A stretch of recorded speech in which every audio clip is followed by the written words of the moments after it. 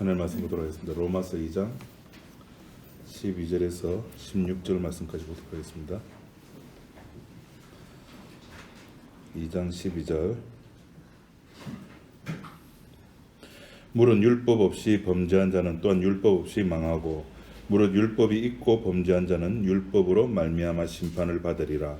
하나님 앞에서는 율법을 듣는 자가 의인이 아니요 오직 율법을 행하는 자라야 의롭다 하심을 얻으리니 율법 없는 이방인이 본성으로 율법의 일을 행할 때는 이 사람은 율법이 없어도 자기가 자기에게 율법이 되나니 이런 이들은 그 양심이 증거가 되어 그 생각들이 서로 혹은 송사하며 혹은 변명하여 그 마음에 새긴 율법의 행위를 나타내느니라. 곧 내 복음이 이른 바와 같이 하나님이 예수 그리스도로 말미암아 사람들의 은밀한 것을 심판하시는 그날이라. 16절 말씀까지 봤습니다.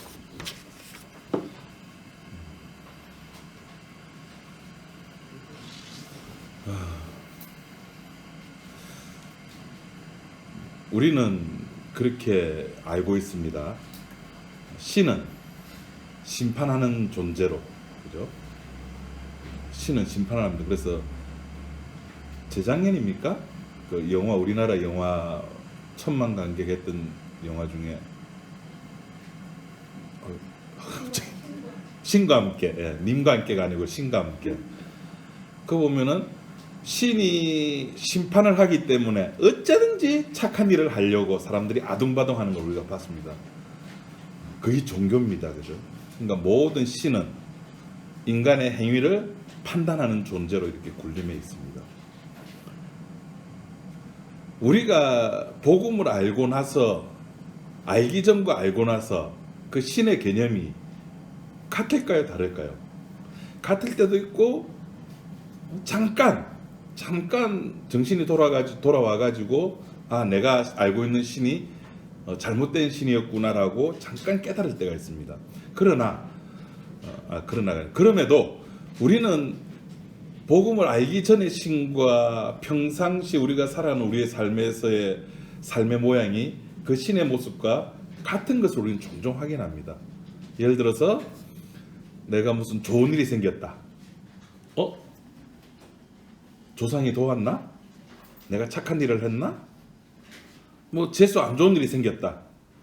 아이씨 왜 이러지? 내가 뭘 잘못했지? 제일 먼저 생각나는 게 내가 뭘 잘못했지부터 생각납니다. 이거는 뭐 목사, 뭐 장로, 집사, 권사 이게 필요 없습니다.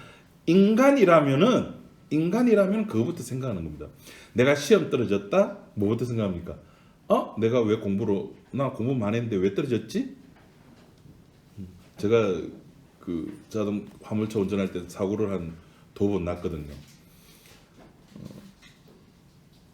한 번은 그 눈길에서, 부산에 살다 보니까 눈하고 이렇게 친하게 운전할 일이 거의 없잖아요. 그 눈길이 한번 미끌려서 사고가 났는데 다행히 제가 워낙 이렇게 운전을 잘하다 보니까 조수석을 박아가지고 저는 제 몸에는 이상인데 조수석에 완전히 박살이 났는데 박살이 나자마자 제 머리를 제일 먼저 스치고 지나가는 것이 내가 뭘 잘못했지? 왜 이런 사고가 났지? 그러니까 항상 원인과 결과를 따지려고 그러는 겁니다. 이걸 철학에서 인과율이라 그럽니다. 늘 우리들은 인과율을 따져가지고 다음에는 이런 일이 안 생기게, 이런 일이 발생이 안 되게끔 조치를 하려고 하는 습관들이 우리들에게 있거든요.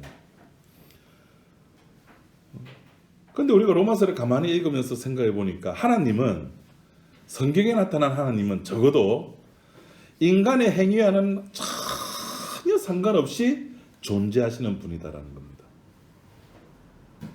이거 엄청난 비밀입니다. 그런데 우리는 아무도 감동을 안 하거든요. 이렇게 기가 막힌 말을 하는데도 가만히 보고만 씁니다.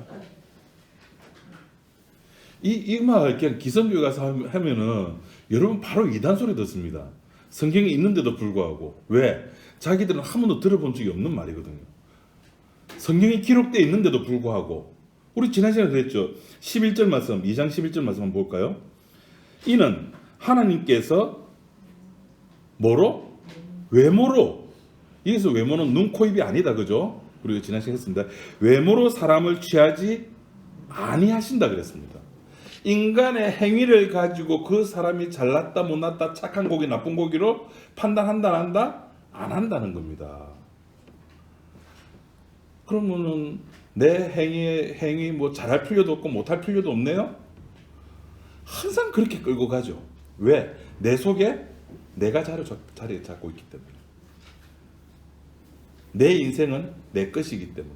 항상 어떻게 하면 저 위에 계시는 그분의 마음에 들까? 거기에만 관심을 가지는 겁니다. 근데 그렇게 할 필요 없어요. 그분은, 저 위에 계시는 분은, 우리 위에 봐봤자 바퀴벌레밖에 없습니다. 저 위에 계시는 분은 우리에게 관심을 안 둔다니까요. 우리를 외모로 보고 판단하지 않는다니까요. 성경 보니까 그런 것 같기도 하고. 근데 기존에 우리가 가지고 있는 종교관으로 생각하면은 이 부분이 전혀 납득이 안 되거든요. 그럼 신이 왜 있습니까? 그죠? 우리와 상관없는 신이라면은 왜 신이 있느냐는 거죠. 욥기 35장 우리 한번 보도록 합시다. 이거 좀 다 찾아가지고 한번 봤으면 좋겠습니다. 욥기 35장. 오래간만에 이렇게 저쪽 넘어가니까 욥기가 어디에 붙었는가도 모르겠습니다. 아, 여기 찾았네요. 바로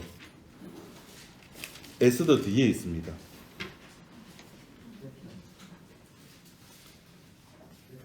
욥기 35장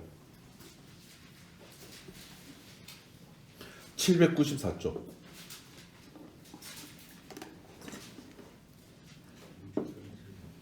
구약성경 794쪽에 보면은 욥기 35장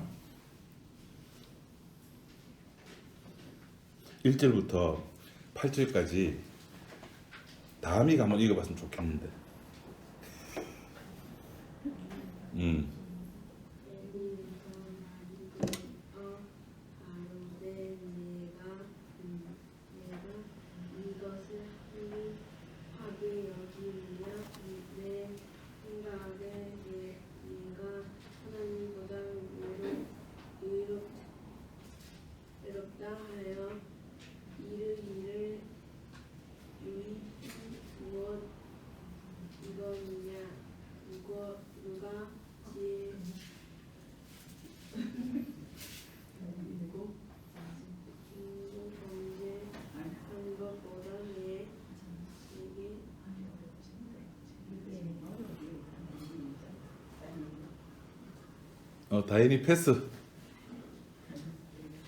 다인이 패스. 다인이가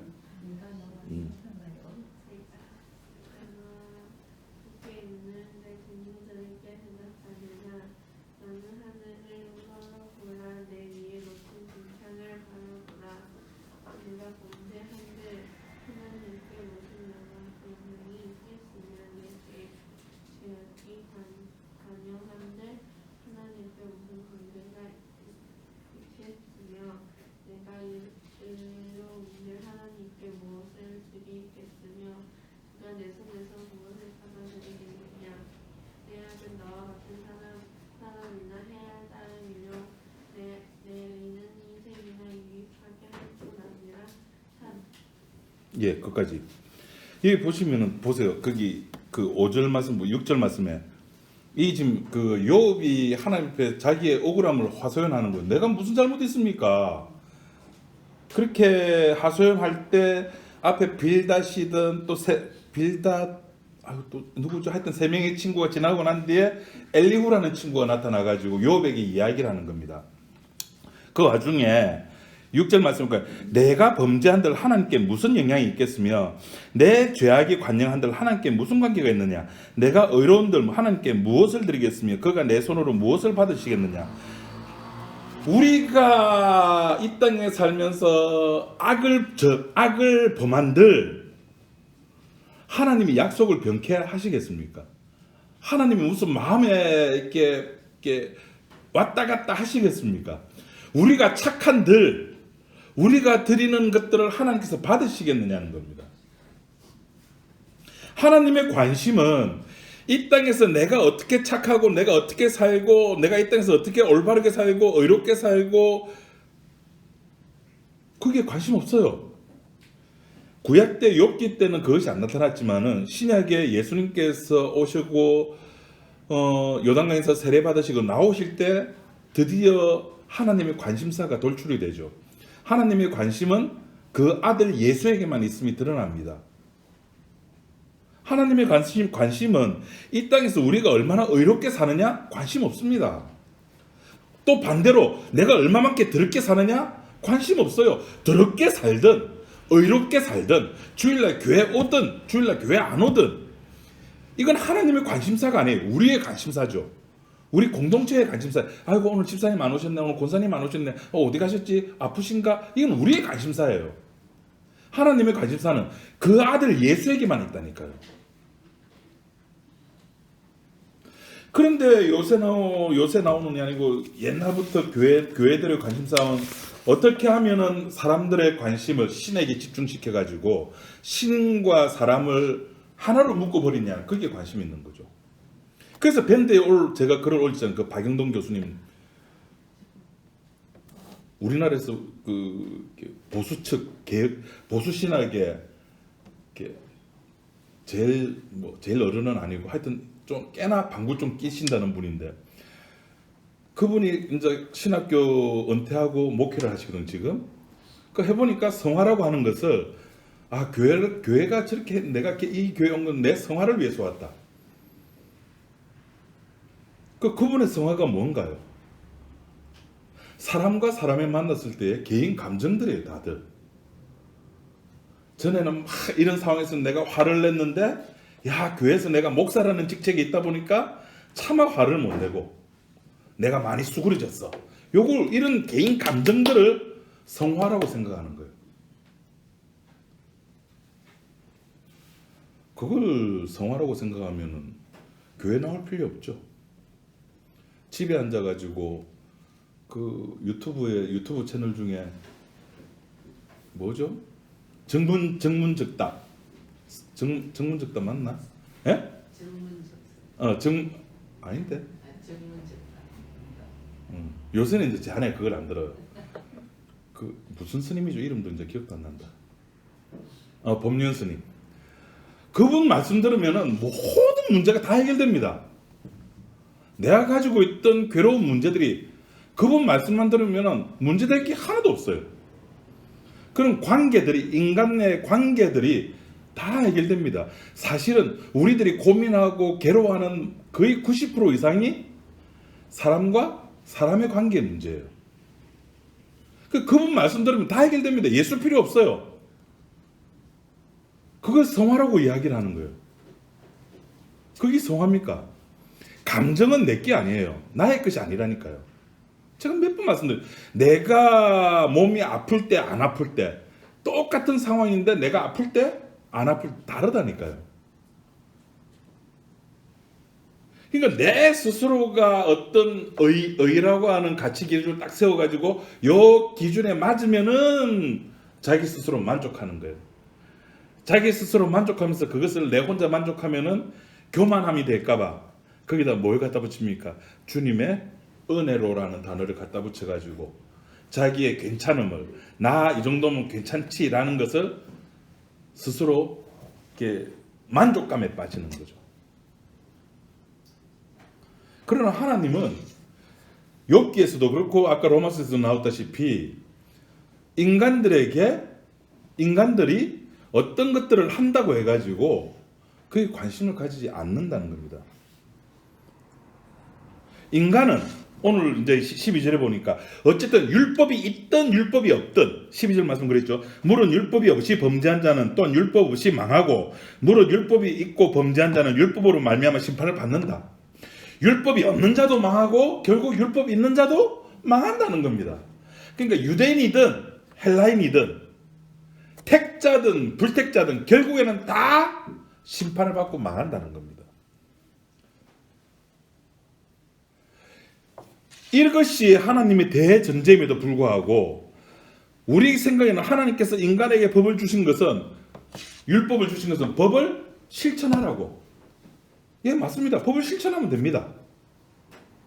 그것이 구약 이야기예요. 실천하면 되는데 어떻게 실천해야 될까요?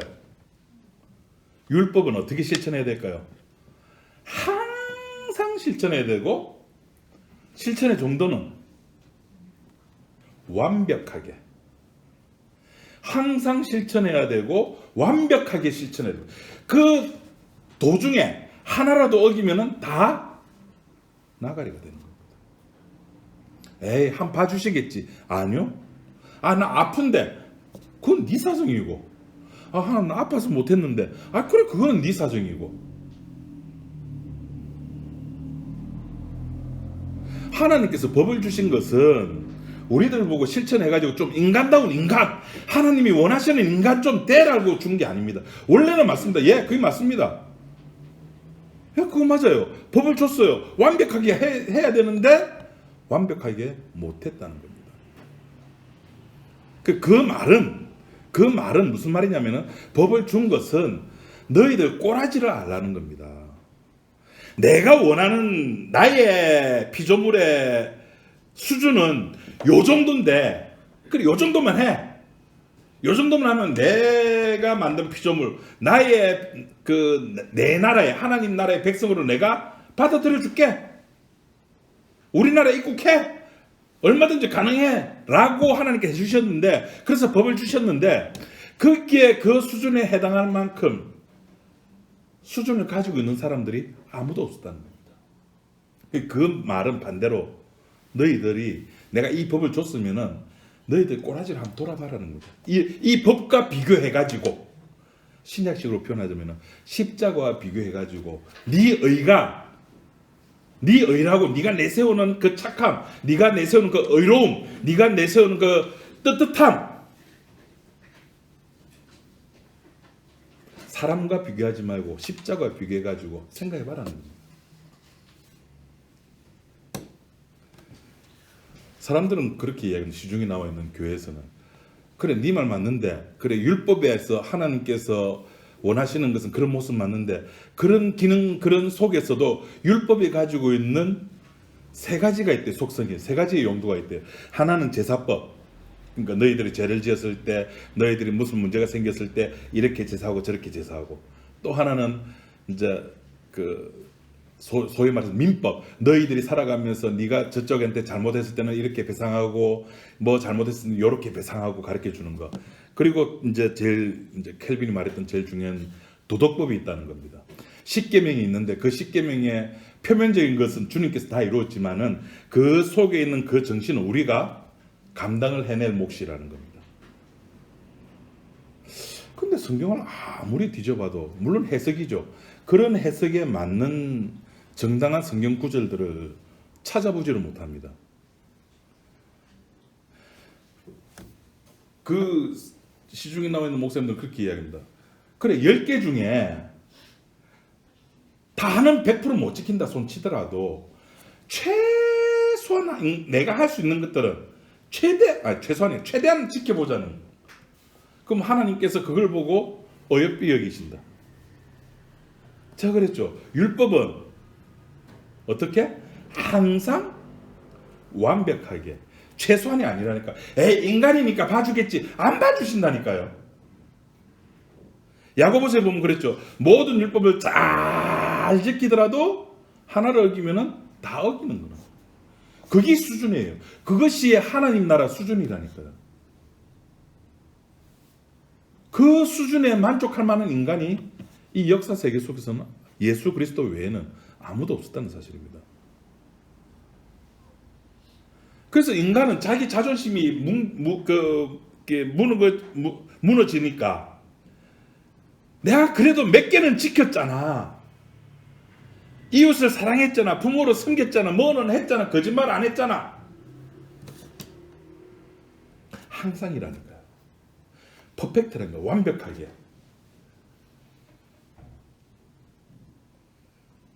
내가 10개 중에 9개는 지켰잖아. 근데 하나님 9개 지킨 게 아니야. 네 하나 못 지켰잖아. 하나 못 지켰으면은 네 다 못 지킨 거야. 하나님 그런 게 어디 있어? 쟤는 2개 못 지켰는데. 그건 우리의 관점이죠.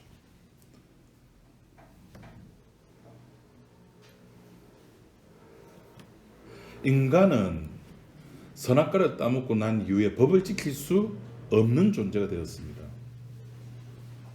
왜? 죄인이니까. 그러니까 법을 지키지 못하니까 당연히 우리는 죄인으로 낙인 찍히는 겁니다. 멸망에 빠질 수밖에 없는 거고 그것이 당연한 거고 그런 모습으로 살아가는 것이 그 우리의 모습이고 나는 벌레마도 못하고 나는 죄인입니다라고 고백이 나와야 함에도 불구하고 내가 지킬 수 있는 것들을 우리는 자꾸 내 속에서 끄집어내려고 하는 거죠.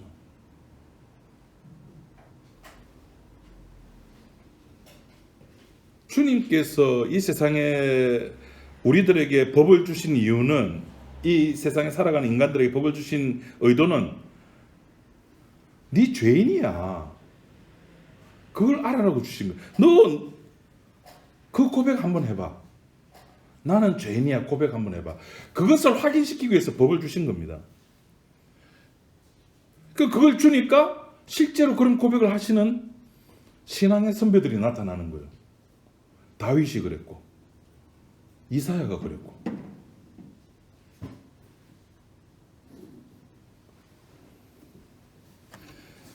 히브리서 7장 18절에도 이렇게 되어 있습니다. 전의 계명이 연약하여 무익함으로 패하고 전의 계명들, 옛날 계명들, 구약이죠. 구약에 나왔던 율법들이 연약하여 무익함으로 패하고 연약하여 무익하다는 말은 인간들이 그것과는 전혀 상관없는 삶을 살아간다는 거죠. 율법 자체가 문제가 있다는 것이 아니라 그것을 지키려 하는 존재 자체가 그것과 전혀 상관없는 존재로 살아간다는 겁니다. 그래서 패해졌다는 겁니다. 골로새서 2장 16절 17절에도 우리는 잘 알고 있는 내용이죠. 그러므로 먹고 마시는 것과 절기나 안식일이나 월삭으로 인하여 누구든지 너희를 편넘지 못하게 하라. 그리고 이것들은 장래일의 그림자이니 몸은 그리스도일 것이다.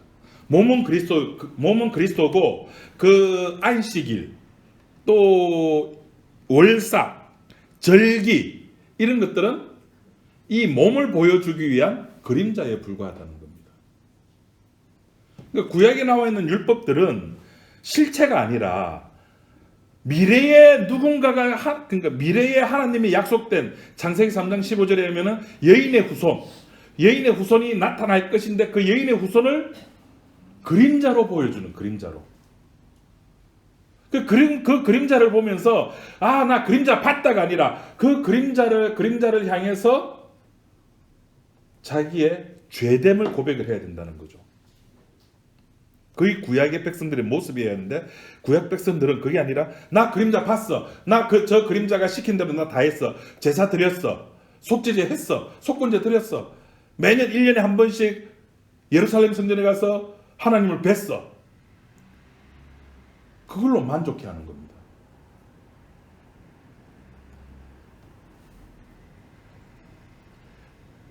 그런데 이렇게 개혁주의자들은 이거는 그냥 그 표면적인 율법의 표면적인 것이지 진짜 율법은 그런 뜻이 아니다.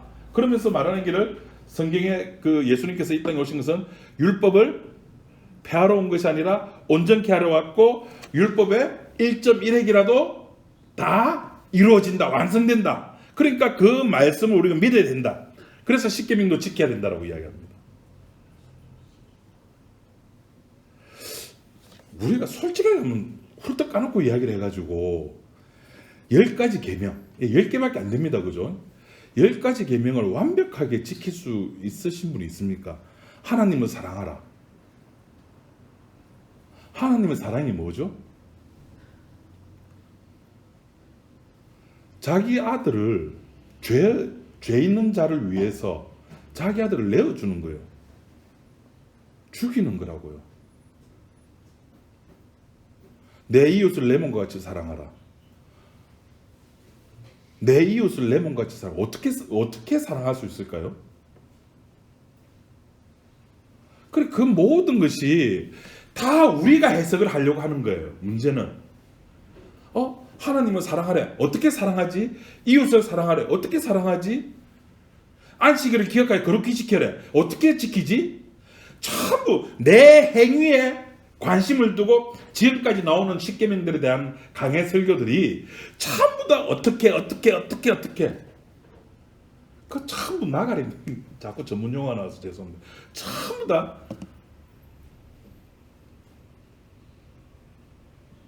그걸 한마디로 정리해 준 게 요한일서 아닙니까? 하나님은 사랑이라. 끝. 우리가 사랑하는 것이 아니라 하나님 그분 자체가 사랑이라는 거예요. 우리가 무엇을 해가지고 행위를 만들어내는 게 아니라니까요. 부부 사이에 그런 말들이 많아요. 사랑해. 처음에 말해주면 좋아하죠. 여자분들이. 또 사랑해. 좋아. 또 사랑해. 에이씨, 시시해. 말로만? 또 뭐 선물 사주면 좋아. 다음에 또 사주면 에이 시시해. 자꾸 이제 그죠? 그렇게 되죠. 인간들은 뭔가를 만들어주고 뭔가를 말을 하고 뭔가 감각적인 것을 해줘야지만이 사랑이라는 것이 증명된다고 생각하고 그것에서 만족해 하거든요. 아니요. 성경이 이야기하는 사랑은 그냥 예수님 그 십자가 자체가 사랑이래요. 그래서 로마서 8장에 너희는 그리스도 예수 안에 있으라는 겁니다. 그냥 그 사랑 안에 있으면은 그 사랑 안에서 이루어지는 모든 것들은 다 하나님께서 사랑으로 받아주겠다는 겁니다.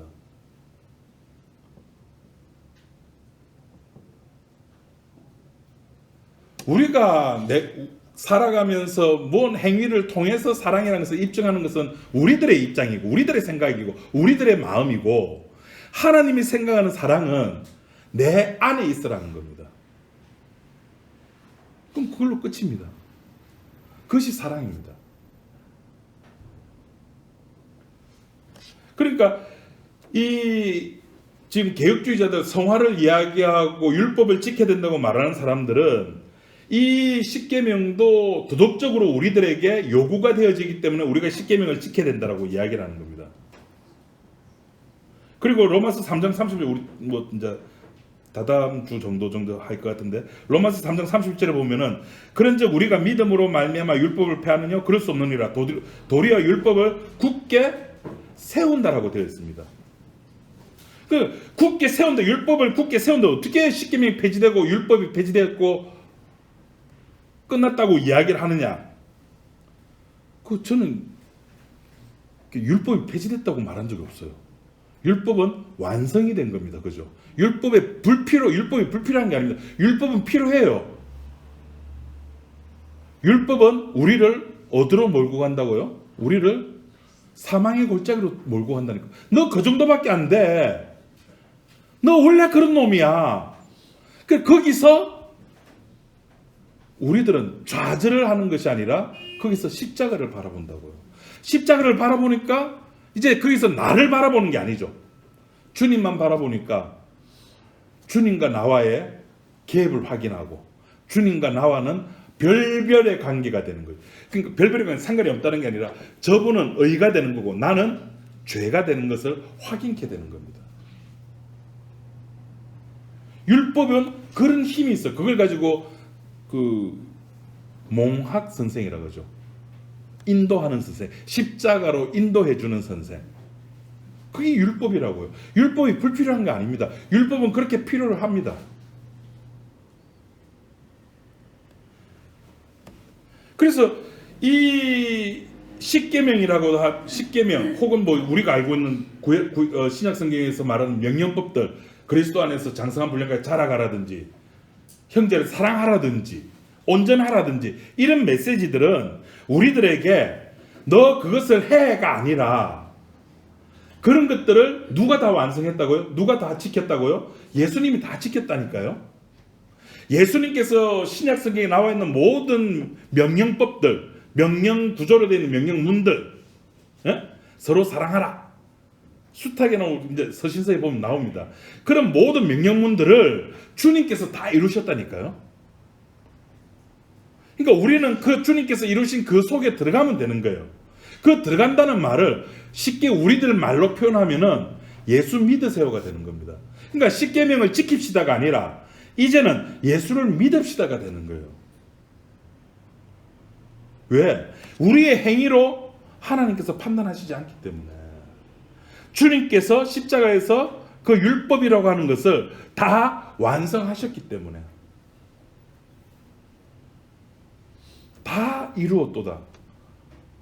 그 순간에 지성소와 성소 가로막혀 있던 그 휘장이 어떻게 됐죠? 찢어져 버리는 겁니다. 공간이 오픈돼 버리는 겁니다. 그것이 사랑이거든요. 내가 누구한테 뭘 주고 내 것을 준다고 이거 사랑이 아니라. 그래서 우리들의 정이죠, 정. 우리들이 가지고 있는 측은지심. 아이고 불쌍해, 이 추운 날 어떻게 하지? 정입니다. 그냥 나눠주는 거죠. 그건 사랑이 아닙니다.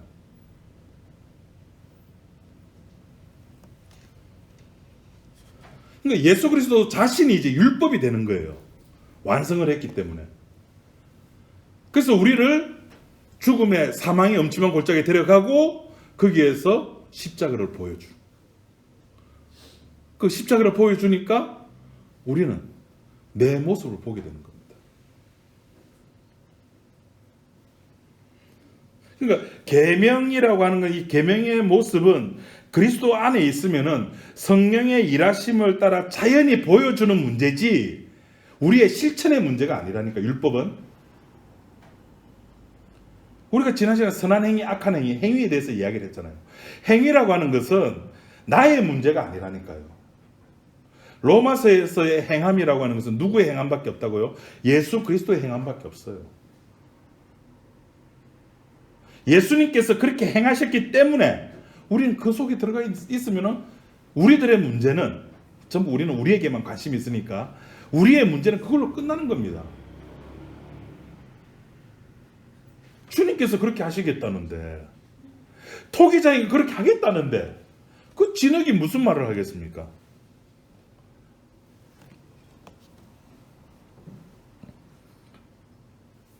(13절) 말씀에 보면은 개혁주의자들이 또 이걸 또 억수로 또 강조합니다. 13절에 하나님 앞에서는 율법을 듣는 자가 의인이 아니요 오직 그 뒤에 같이 한번 읽읍시다. 시작. 아, 봐라, 이 목사 봐라, 니 와 이걸 모르노? 오직 율법을 행하는 자야 의로운 자 맞잖아. 아무도 아멘 안 하시네. 아멘 안 합니까? 성경에 있는데. 그렇지. 그렇지. 역시 다음이. 율법을 행하는 자라야 의롭다함을 받는다 하잖아요. 그러니까 율법을 행해야죠. 행해야 됩니다. 어떻게? 항상 완벽하게 행해야 됩니다. 이걸 어떻게 그렇게만 해석을 하는지 참, 이 말이 여러분께 물어보고, 이 율법을 행하는 자의 어렵다 하심을 받는다는 이 말이 맞습니까? 틀렸습니까? 맞습니까? 틀렸습니까? 아, 유야, 여태까지 목사님 말한 거 들으면 틀린 거 같은데 성경에 딱 있으니까 이게 야, 꽉 까리까리하네.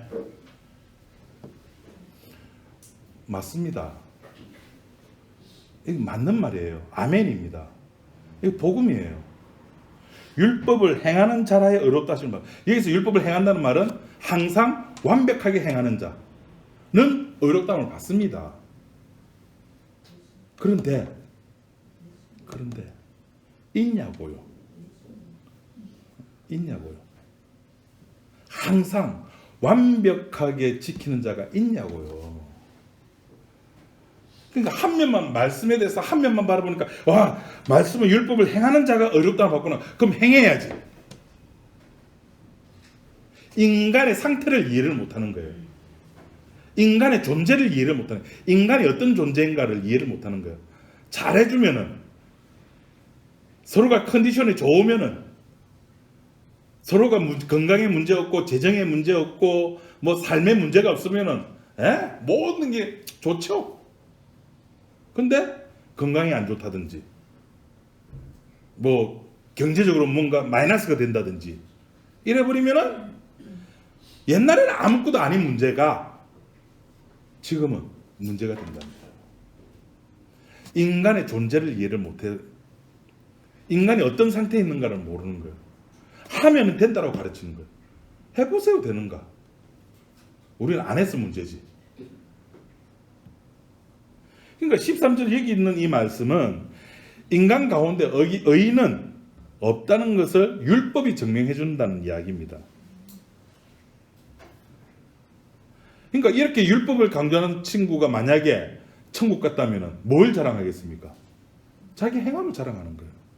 그러니까 개털모자 이야기 나오고, 아이고 요새는 유튜브가 하도 이제 인기 많이 이제 검색하니까 어떤 여자 목사가 간증 나오는데 천국 가니까 하영조 목사도 없고 조영기 목사도 없고 뭐 누구도 없고.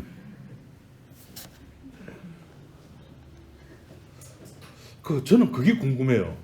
그 고린도서 13장에 보면은 사람이 죽어서 부활체가 되면은 새로운 몸이 된다 그러거든요. 새로운 몸. 그 새로운 몸이 되면은 내가 김옥정 목사님을 알아볼 수 있을까? 그걸 몰라요. 그냥 이게 씨앗에서 해바라기 씨앗 그 길쭉한 거 있어서 해바라기 꽃 우리가 생각 못 하잖아요. 알아볼 수 있을까? 근데 아브라함은 부자는 서로 알아봤잖아요, 그죠? 그 궁금해요. 그래서 빨리 한번 죽고 싶어요. 제가 죽어서 먼저 올라가서 한번 기다리고 있어 볼까요? 아니, 내가 천국에 온 것이 율법의 행함으로면은 당연히 그 말이 나오는 게 맞습니다. 내가 뭐 개척교회 몇 개 세웠다, 뭐 했다. 그래서 개털모자 입고 뭐 개척교회 하나 한 사람은 10평, 2개 한 사람은 20평, 뭐 큰 교회에서 장로 한 사람은 뭐 금일료가 몇 개 받고, 예. 그런데 그것이 모든 것들이 행함 플러스 자본주의에서 출발한 천국관이라는 겁니다. 하나님께서 지금 그 사도 바울을 통해 가지고 이 로마서를 통해서 우리들에게 율법에 관해서 이야기를 하는 것은 결국에는 우리들 모두가 율법이 있는 자든 율법이 없는 자든 유대인이든 헬라인이든 모든 존재는 저주 아래에 있다는 겁니다. 그 모든 것이 율법으로 말미암아 그것이 증명이 된다, 증거가 된다는 겁니다. 그 율법이라고 하는 것은 우리들이 알고 있는 것처럼 그런 행함의 문제, 단순하게 행함의 문제가 아니라 율법 속에 담겨져 있는 하나님의 마음을 그걸 캐치해내야 되는 거예요. 그러니까 지금 로마서에서 법으로서 율법으로 살든 양심으로 살든 그 양심이라고 하는 것은 국어사전에 보면은 선과 악을 판단하는 기준을 양심이라 그래요. 어떤 사람에게는 그 양심에 대해서 또 유대인에게서는 그 양심을 법으로 표출해냈죠. 그 두 개로 가지고 살아가는 사람은 결국에는 법은 법대로, 그러니까 율법으로 말미암아 살아가는 사람은 율법으로 말미암아 죽게 되어 있고 양심으로 살아가는 자는 양심으로 죽게 되어 있다는 겁니다. 그것이 16절에 이야기를 하고 있는 겁니다. 16절 말씀 보시기 바랍니다. 곧 내 복음에 이른 바와 같이 하나님이 누구로 말미암아? 예수 그리스도로 말미암아 사람들의 은밀한 것을 뭐 한다고요? 심판. 자, 이제 얘기 나왔네. 하나님이 뭐로 심판한다고요? 예수 그리스도로 말미암아 심판하는 거예요. 십자가로 심판한다니까요. 다시 말해서 누가 예수 그리스도 안에 있고 누가 예수 그리스도 밖에 있느냐, 그 문제라니까요. 만약에 사도 바울이 진짜 멋져, 내 복음에, 사도 바울이 전한 복음에 예수 그리스도로 말미암아라는 그 단어를 한번 빼보세요. 어떻게 됩니까? 뭐가 좌지우지할까요? 내 행함이. 예수 그리스도가 아니라면은 결국 착하다 나쁘다, 선하다 악하다, 천국 간다 지옥 간다 기준은 뭐가 됩니까? 결국엔 행함이 되는 거예요. 그러니까 예수 그리스도가 들어가면은 복음이고 예수 그리스도가 빠지면은 유대교가 되는 겁니다. 유대교는 항상 법으로 이야기를 하잖아요. 했냐 안 했냐. 누가복음 18장 바리새인이 기도 그랬잖아요. 나는 저 세례와 같지 않습니다. 나는 뭐 했습니다. 안 했습니다. 그래서 주님 감사합니다까지. 이게 예수 그리스도로 말미암아가 아니라 내 행위로 말미암아. 근데 성경은 16절에 말한 것처럼 예수 그리스도로 말미암아 사람의 은밀한 것을 심판한다는 겁니다. 심판의 기준은 예수 그리스도입니다. 십자가입니다. 그 십자가 안, 예수 그리스도 안에 있는 자만이 살 수 있는 날, 그 심판의 날이에요. 그게 종말의 날이라고. 그럼 누가 예수 그리스도 안에 있습니까? 어떤 자가 예수 그리스도 안에 있는 자입니까? 이제 다 왔습니다. 어떤 자가 예수 그리스도 안에 있는 자입니까? 어떤 자가 심판의 날에 멸망을 피할 수가 있는 자입니까? 이게 사실은 우리들의 최대 관심사잖아요.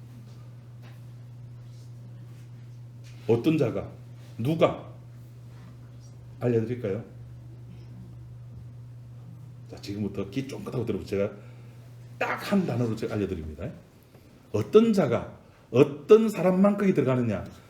네, 저도 모릅니다. 저도 모르고 그냥 은혜 받은 자.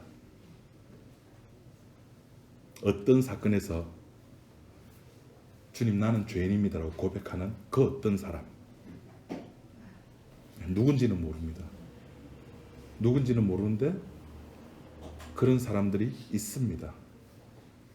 주여 나는 죄인이로소이다라고 고백하는 사람이 있습니다.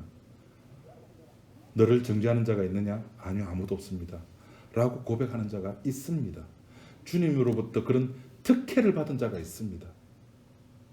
저는 모릅니다. 받은 자만 알죠. 준 자만 압니다. 십자가만 아는 사람. 제가 주보 가운데 글 적어놨죠. 선을 알고 나니 나의 악함이 보이고, 거룩을 알고 나니 나의 더러움을 보이고, 믿음을 알고 나니 나의 믿음 없음이 보이고, 사랑을 알고 나니 나의 사랑 없음이 보이고, 십자가를 알고 나니 나의 살아있음이 보인다. 이런 나를 알고 나니까 내 속에서 저절로 찬양이 나오는 겁니다.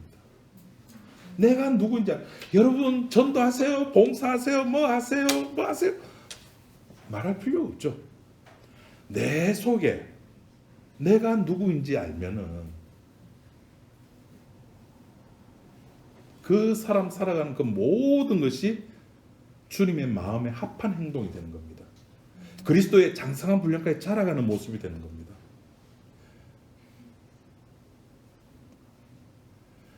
그러니까 우리들은 내가 율법적으로 선한 행위를 안 했다고 해가지고 불안해할 필요가 있다 없다? 없죠. 없어요. 당연히 없죠. 왜? 주님은 우리의 행함을 가지고 심판하시는 분이 아니니까.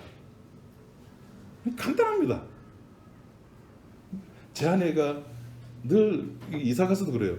하나님 위에서 우리 지켜보고 있나?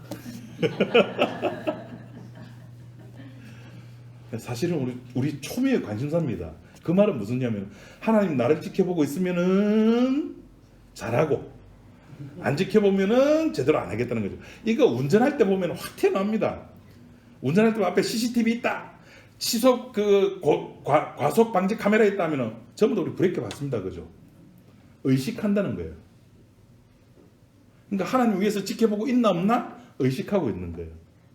하나님은 우리 쪽에 전혀 관심도 없는데 우리 쪽에 종교심이, 신의 안테나가 있어가지고 신하고 자꾸 주파수를 맞추려고 노력해요. 할 필요 없어요. 하나님의 주파수와 우리의 주파수는 맞지가 않습니다. 서로 사마띠 아니야. 전혀 다릅니다. 그걸 억지로 맞추려고 하지 마세요.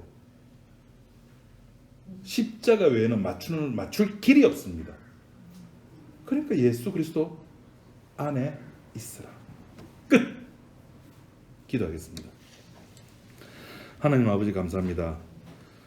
율법으로 우리가 무엇을 하든지 간에 주님의 마음에, 아니 항상 완벽하게 우리가 그 율법을 지켜낼 수 없음을 고백합니다. 우리는 그런 존재들입니다. 그래서 주의 십자가 앞에 불려 나왔고 십자가의 피의 은혜를 맛보고 주님의 십자가만을 사랑한다고 오늘 고백을 합니다. 주님, 우리들이 인생을 마지막 마치는 그 순간까지 이 주님의 십자가의 그 피의 은혜를 늘 맛보고 깨닫고 그래서 주님을 찬양하는 우리 지체들이 될 수 있도록 인도하여 주옵소서. 예수님 이름으로 기도드립니다. 아멘.